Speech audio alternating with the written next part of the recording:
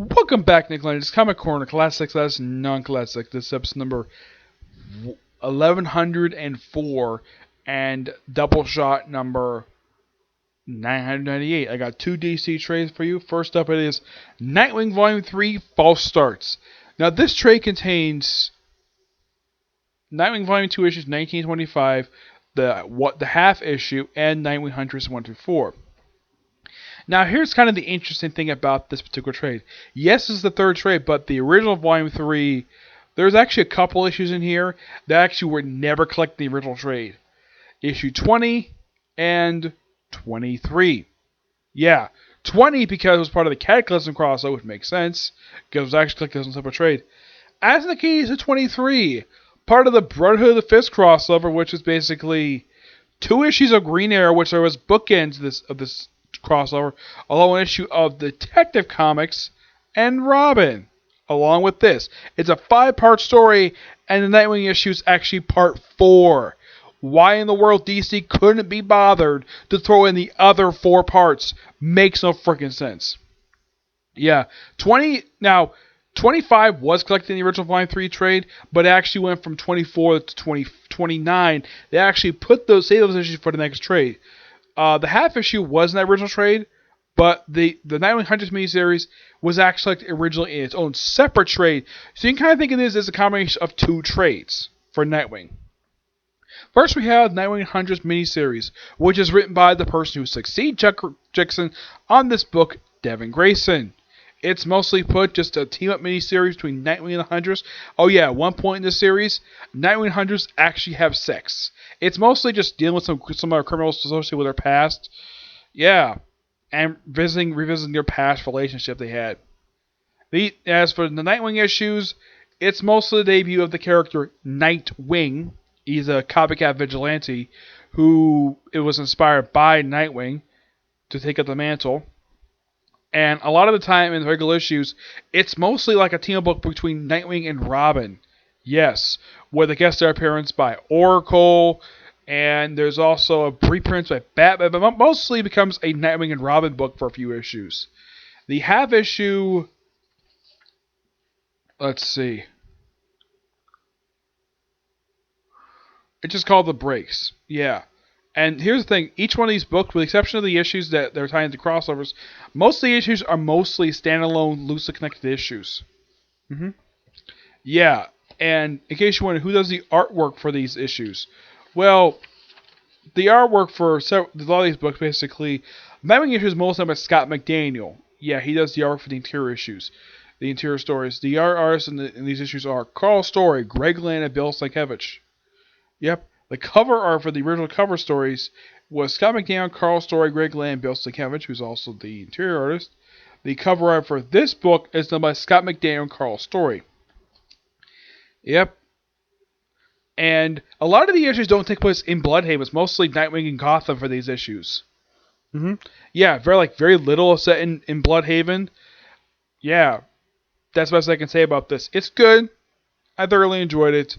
It's mostly, like I said, a lot of standalone stories. Not like an actual story arc in here. Mostly standalone issues. Brotherhood of the Fist basically is something where you have Batman, Robin, Nightwing deal with the Connor Hawk Green Arrow to deal with this organization known as the Brotherhood of the Fist.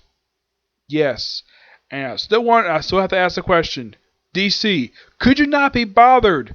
Like, you throw in issue 23, which I'm happy to throw that in here because I was not collecting the original trade. But could you not actually bother to put in the two, like, are you worried you couldn't be bothered to put in the 2 issues of Green Arrow, which is Green Arrow 134, 135, I think it was like Robin number, I think it was like 30-something, and Detective Comics, I think it was like 780, I think it was. It's 4 issues, and this book contains, let's see, 1925, that's roughly 7 issues. The half issue makes 8. Plus 4, that's like freaking 11. I mean, you could afford to put a few more issues in here, but no. We have to put it at simply 11 for some reason. That's my only slight criticism I have for this trade, but I'm happy 23 is here. It's perfectly fine. Give this book roughly a 9 out of 10. Yeah. I don't take up the half book. You normally give it a 9.5, but because they include the air part of that story. Because here's the thing: if you read this and you read 23, like, wait, the last issue didn't say part 3. Why does that say part 4? Yeah, all that does is confuse the readers. Yeah. But I've been seeing this in quite a while. DC do this, where they collect one part of a multi-part story. They did this with New 52 trades, and thank God they didn't do any more with the Rebirth trades. Yep. Moving on to something just as good as that. We have Justice Society of America. Volume, I believe this is volume... Let's see, I'm trying to think. This is volume, I think, 5. Yeah, because this is 5, because here's kind of the thing. The first trade was New Age. The second trade, second, third, and fourth is the Kingdom Come trades. And there was a couple issues that were from this series collected in the Lightning Saga. So you can kind of say this is volume 5, Black Item and Isis, which contains issues 23 to 28. And this is technically the end of the Jeff Johns run on the book, because I think Guggenheim takes over right after this for the next 30 issues before the book had to end because of the New 52 relaunch. Mostly put, the first few issues follows from a mini-series from World War III, and following a little bit from also Final Crisis.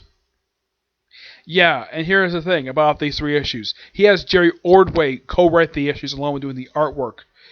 Why? Because it involves the Captain Marvel family.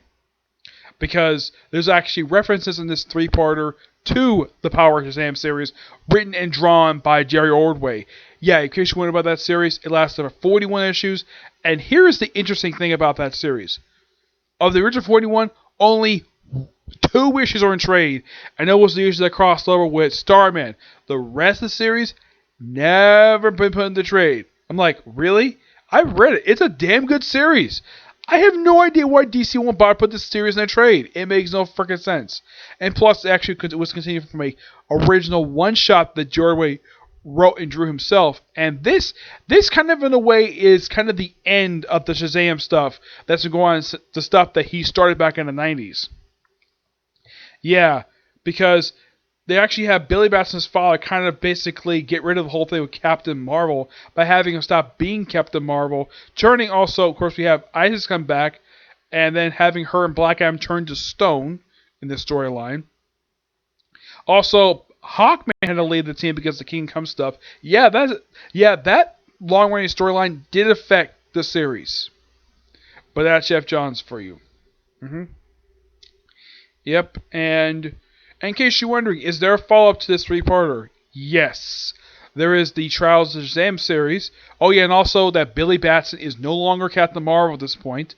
He and his sister basically lose their powers, and they remain powerless up until the Flashpoint reboot, before Billy Batson gets back his powers in the current continuity. Black Adam, of course, still around this very day, though he wasn't, let's say, unfrozen per se, he was still stuck in stone. They were looking for, apparently, Osiris, who later got resurrected thanks to Blackest Night. But yeah, the storyline for this would continue in a few books. Trials of Shazam, which actually had Freddie Freeman, who was previously Captain Marvel Jr., become Captain Marvel. And we also have the Shazam one-shot.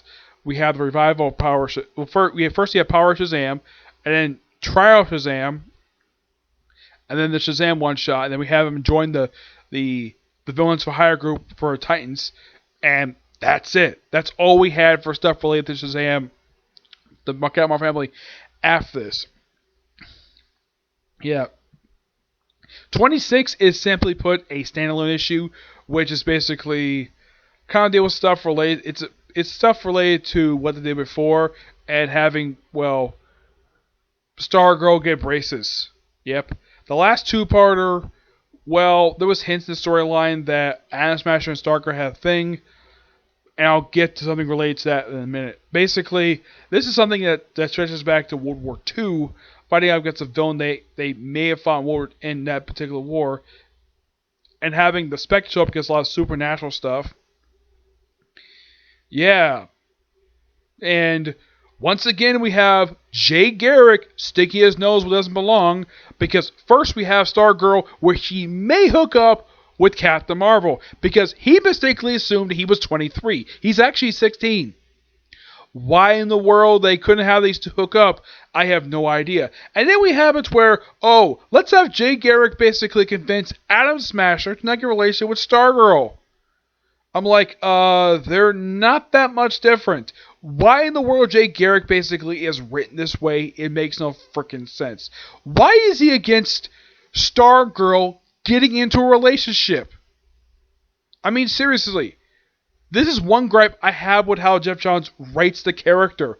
Where, oh yeah, there's a boy interested in Stargirl. Let's have him move far away from Stargirl. I don't know why Jay Garrick is written this way. It's one of the most dumbest things. Also, we have later on after this storyline wraps up, which is a fantastic storyline, which kind of sets us up for later, per se. Oh yeah, and we also have Mr. Terrific be interviewed on TV. That was really cool. And we have the origins, and they have this little, I think it's like Origins and Omens. Basically, it's a Blackest Night tie-in. Mostly it's basically the JSA revisiting their past, with mostly just Wildcat, Green Lantern, and Jay Garrick revisiting the past, with guest star with appearances by various members of the JSA. Yeah, various members of the JSA has visited their past and set up for stuff for the future. We'll also basically reminisce about stuff previously. Yeah, and also have a slight setup for Blackest Night. Yep. But this overall really good. Give this book roughly a 9.5 out of 10. The only thing I do not like about this is the writing of Jay Garrick, of how he has to stick his nose in whenever a guy is interested in Courtney Weppercorn. Why in the world he has to stick his nose? Like, oh yeah, shove this boy away from a teenage girl. She's like roughly, what, about 15, 16 years old? I mean, Atom Smasher is not that much older than she is. Why is he against her getting into a relationship? This is the second time I've seen him do this. The last time he did this was with Captain Marvel himself. Yeah, he was interested in starting a relationship with Courtney Webber, but no, we have Jay Garrick stick his nose in where it doesn't belong, having him shoved to a side. How, yeah, have Atom Smasher. Oh yeah, I love you like a sister.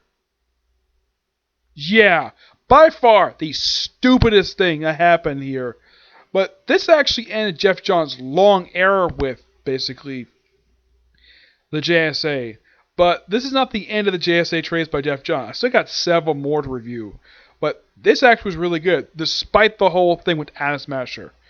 The whole thing with Jay Garrick. But this, really good. Thoroughly enjoyed it. So yeah, that's it for this particular review. And that's mostly it for videos today. There might be like one more video today, but that'd be pretty much it, okay? Do you see next video. Bye.